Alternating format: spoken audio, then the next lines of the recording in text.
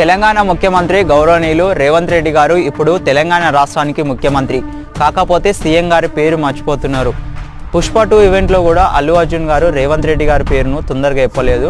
మొన్న జరిగిన తెలుగు మహాసభలో ఆ ఈవెంట్లో కూడా అక్కడున్న యాంకర్ గారు రేవంత్ రెడ్డి గారి పేరు బదులుగా కిరణ్ కుమార్ అని చెప్పారు.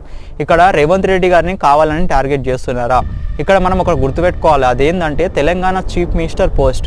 ఆ పోస్ట్లో మనం ఎవరున్నా కూడా మనం రెస్పెక్ట్ ఇవ్వాలి. అక్కడ కేసీఆర్ గారు ఉన్నా, కేటీఆర్ గారు ఉన్నా, రేవంత్ రెడ్డి గారు ఉన్నా, లేకుంటే బీజేపీ లీడర్స్ ఎవరున్నా కూడా ఆ సీఎం పోస్ట్లో ఎవరుంటే వాళ్ళకు మనం 100%గా రెస్పెక్ట్ ఇవ్వాలి. అది చీఫ్ మినిస్టర్ పోస్ట్ కాబట్టి ఆ చైర్లో ఎవరున్నా కూడా మనం రెస్పెక్ట్ ఇవ్వాలి. ఇండివిజువల్గా ఆ పర్సన్ అంటే మనకు ఇష్టం లేకపోవచ్చు, కాకపోతే మనం ఆ పోస్టులు ఉన్నందుకు మనం రెస్పెక్ట్ ఇవ్వాలి. ఇక్కడ నేను ఏ పార్టీకి సపోర్ట్ చేయట్లేదు. I'm not opposing anyone, I'm not against anyone.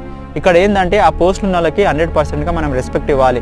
కాకపోతే మరి కేసీఆర్ గారు సీఎంగా ఉన్నప్పుడు ఇలా ఎందుకు జరగలేదు?